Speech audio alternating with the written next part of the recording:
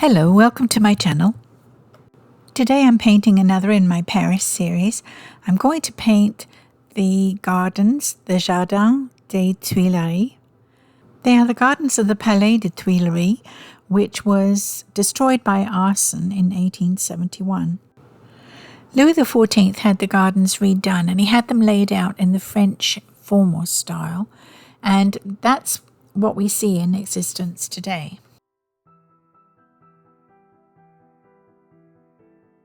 The gardens are lovely, full of trees and a nice little cafe where you can get citron pressé. And it's just a delightful place. It's about 2.5 acres, so a lovely garden.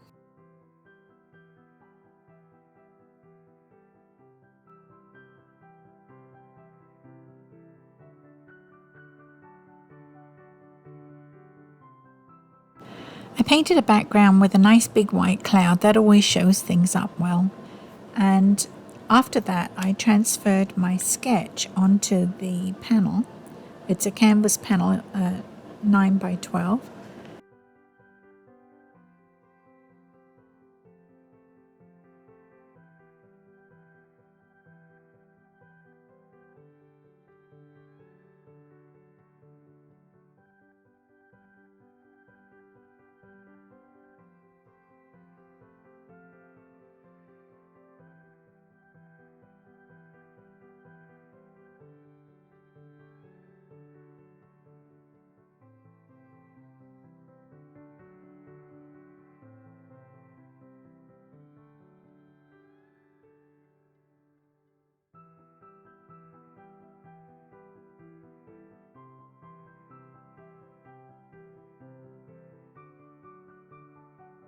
I'm not sure you can actually see the pond and the Louvre together, but I wanted to put them in because I thought they made a nice painting. And I decided I didn't like the statue pot thing on the right hand side, so I'm going to paint over that and completely eliminate it from the painting. I'm going to start with the sunlit side of the roof, and I need a pale sort of bluish grey. So I'm using French ultramarine blue, titanium white, and a hint of raw amber. As I go on and I paint the shaded side of the roof, I'll add more raw amber, and that will bring the tone of the grey down.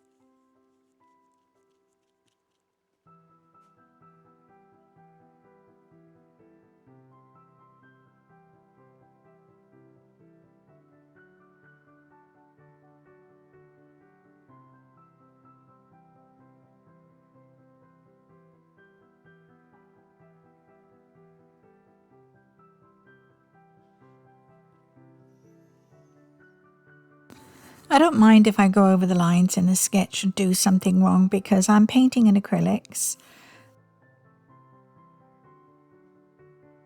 And so it's easy to make corrections.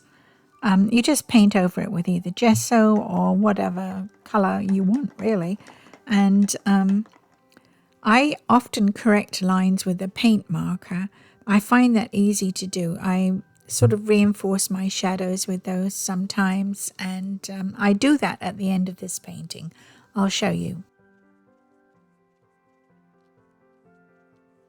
Paris buildings are actually limestone. It's a local limestone, one they quarry in the area, I suppose they mean by that. And so it's a lovely sort of creamy sandy colour. The whole city is.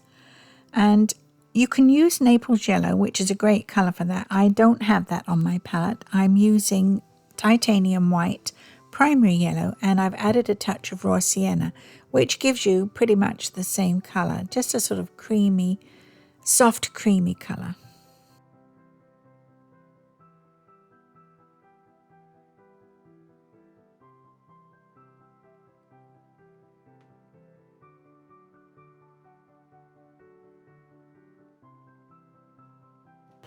I might go over something with a couple of different colours, 2 or 3 different colours even. I think that the colours poke through. Even if you go over them, what you put on previously will sort of give a hint in the painting, and multiple colours in something, in tree bark, in stone, even on leaves.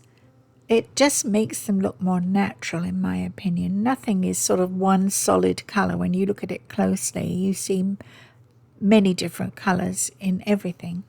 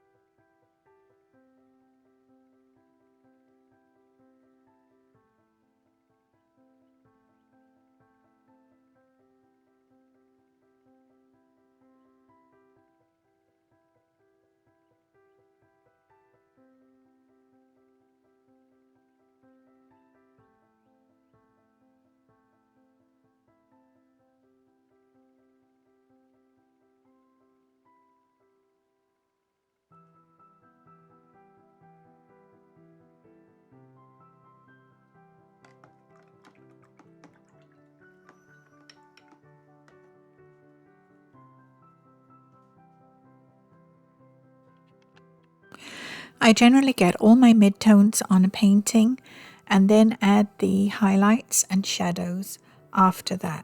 I like to get my painting done completely, or my canvas covered completely in paint in my midtone.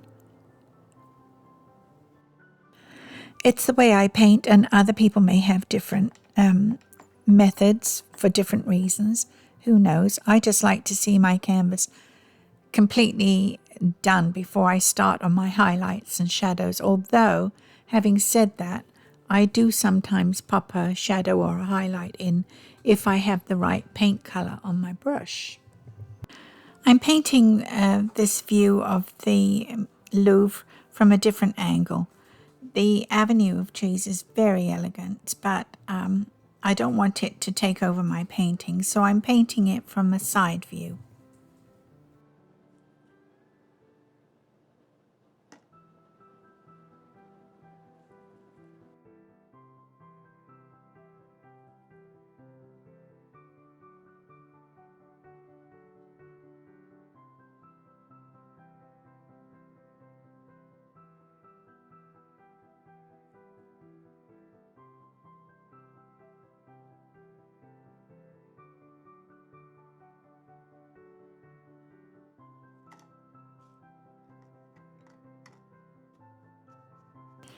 The trees are all neatly box trimmed, but I didn't notice that. I only glanced at the picture, and mine are a little lollipop shaped, I guess.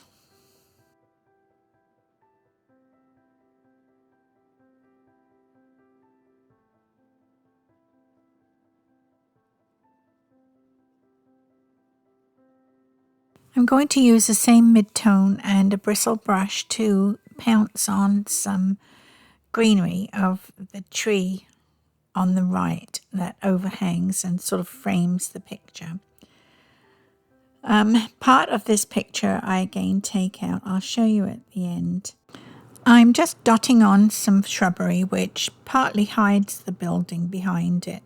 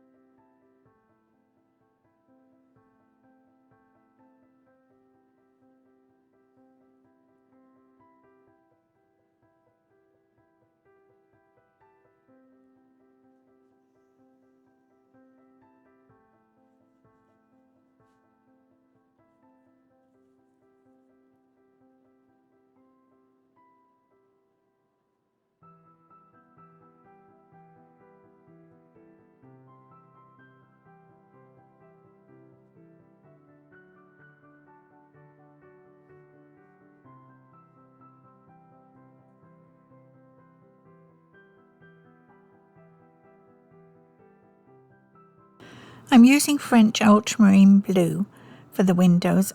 Black is just a bit too harsh, I find. They sort of stand out and draw your eyes in the painting, and I don't particularly want that to be what pulls you in. So I've chosen French ultramarine blue for the windows.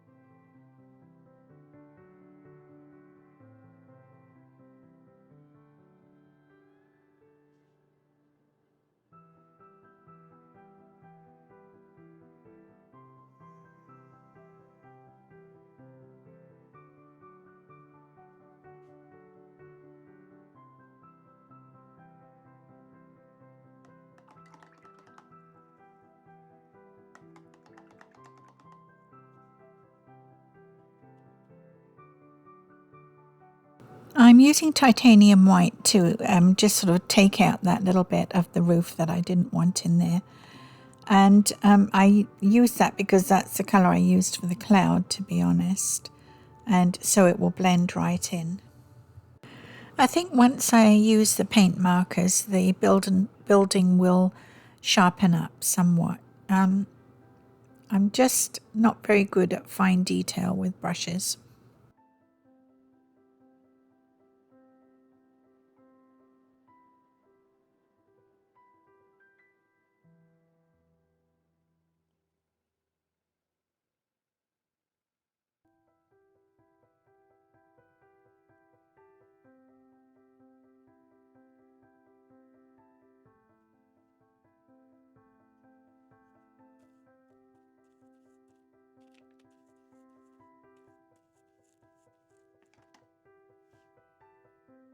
I like to use this bristle fan brush. I've had it for years. It's very old. And I use it for things like shrubs and grasses and anything to give you a little texture in the foreground, or in this case in the middle ground.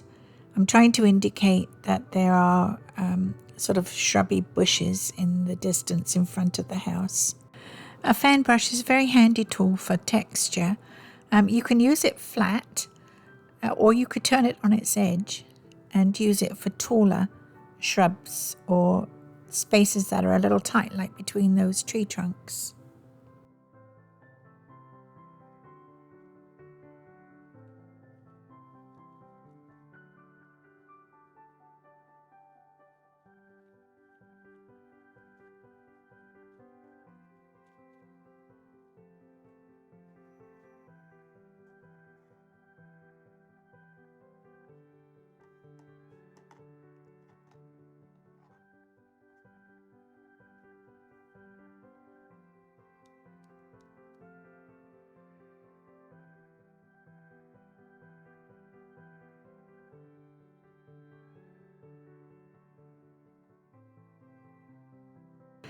I'm not very good with lake water. I have to just sort of tinker away with it until I get it where I want it to be. And that could take me a little while. Sometimes I just have to sit and look at it and see where I want to put in my reflections. And it might be hours later that I see I need to put something in reflected to make it look more watery.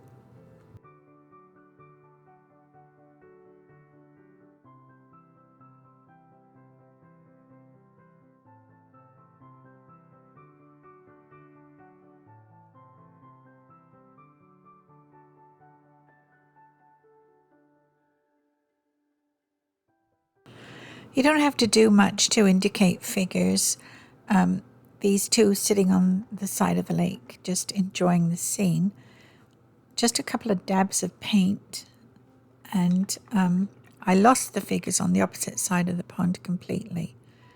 I don't know where they went to, but I'm not going to put them back in.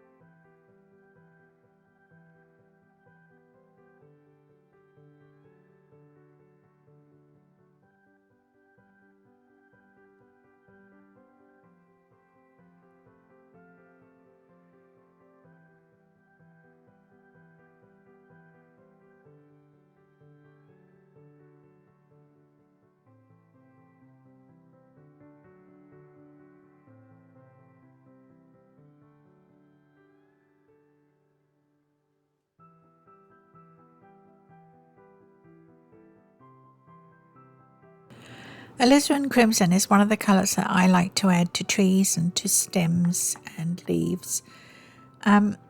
It helps the painting pop, to my mind. I also like the Taylor colours for that as well. The whole amount of paint that I put on might not stay. There'd be just patches of it left, or just little bits that poke through here and there. It just adds a certain liveliness to the painting. Not everybody does this. I'm sure other artists do things differently. It's just how I like to paint.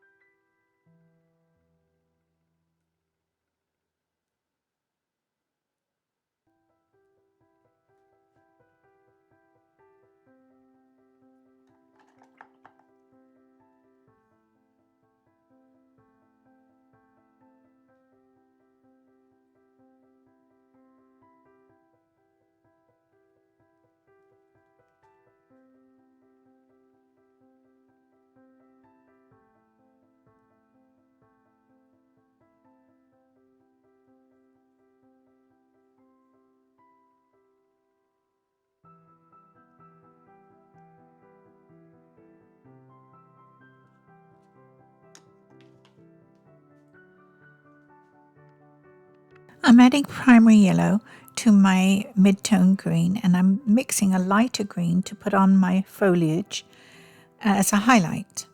I might go even lighter with titanium white in there.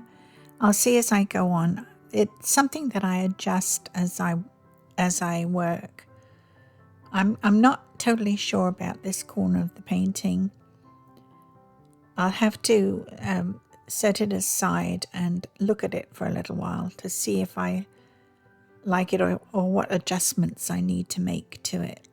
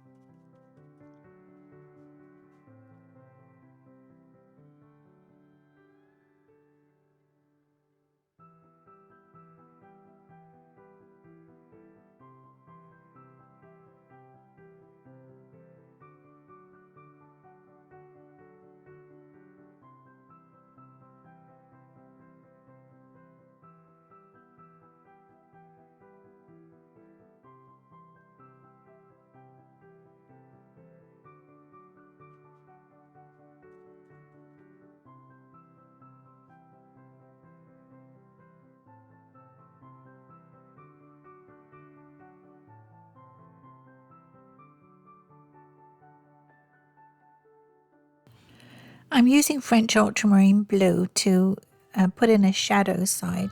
It's very transparent, so the green underneath it will show through and give an effect of very dark green.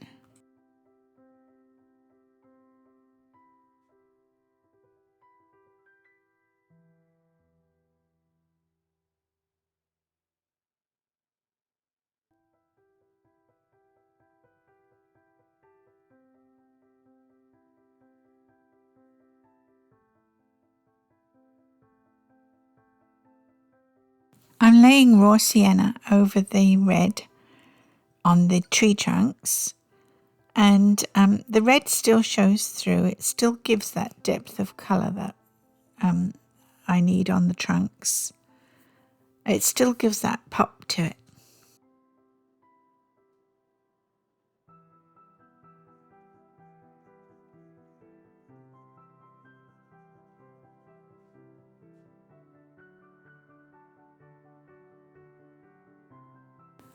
I added a touch of green to the water and also added a shadow line to the opposite bank.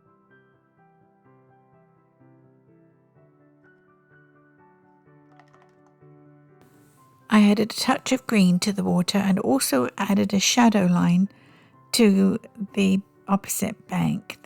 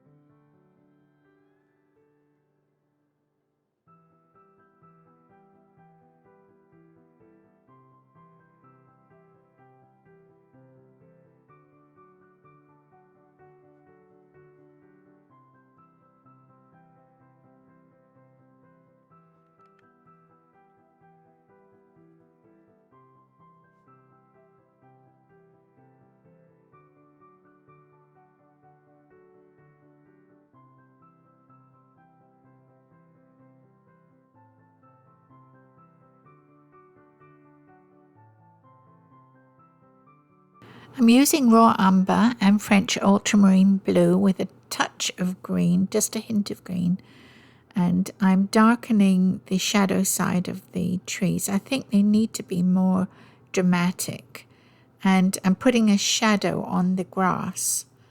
I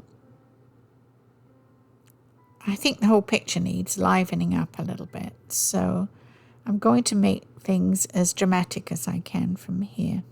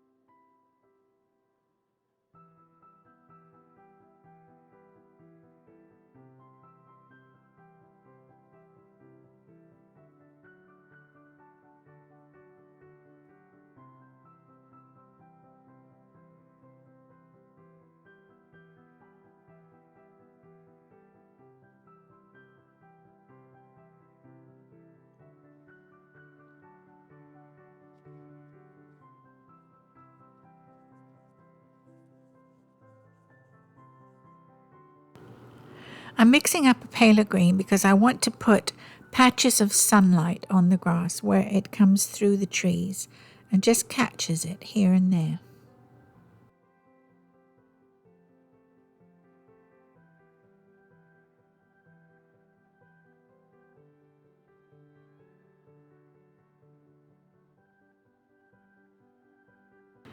We see the sunlight more on the opposite bank because there are no trees to block it.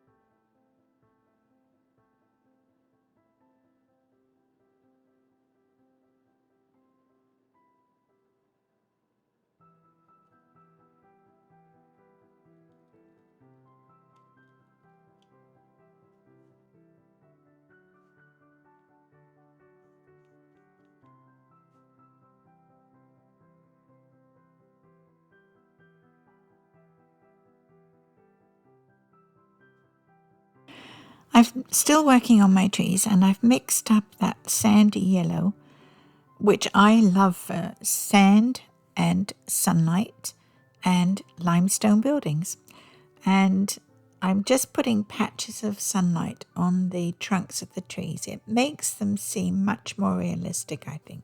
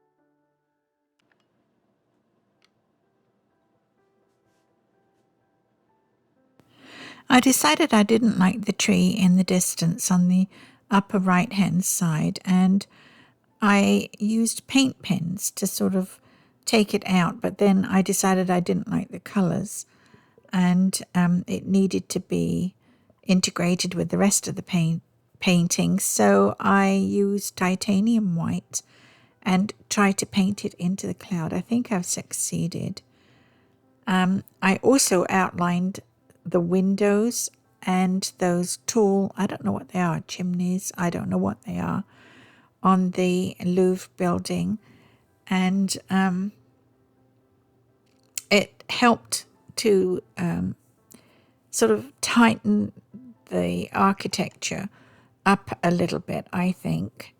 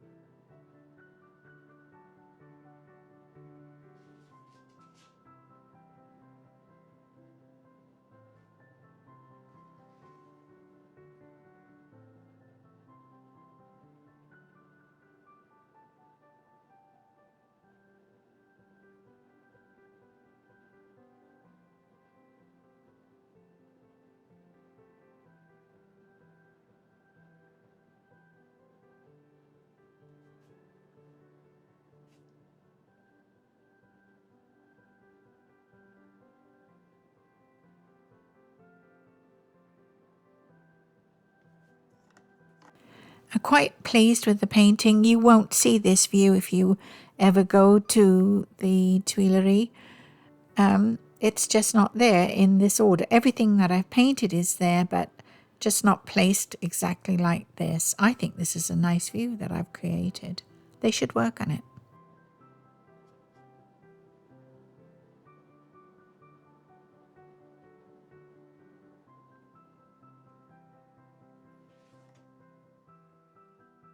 I put in the reflections of the trees on the opposite bank. That helps the water look watery. That, reflections of the sky, things like that. I hope you enjoyed today's video. Please like, share and subscribe if you did. That would help my channel grow. I'd appreciate that if you could find time to do it. And I'm quite happy with this painting. I think it brings back memories for me of my day at the Tuileries.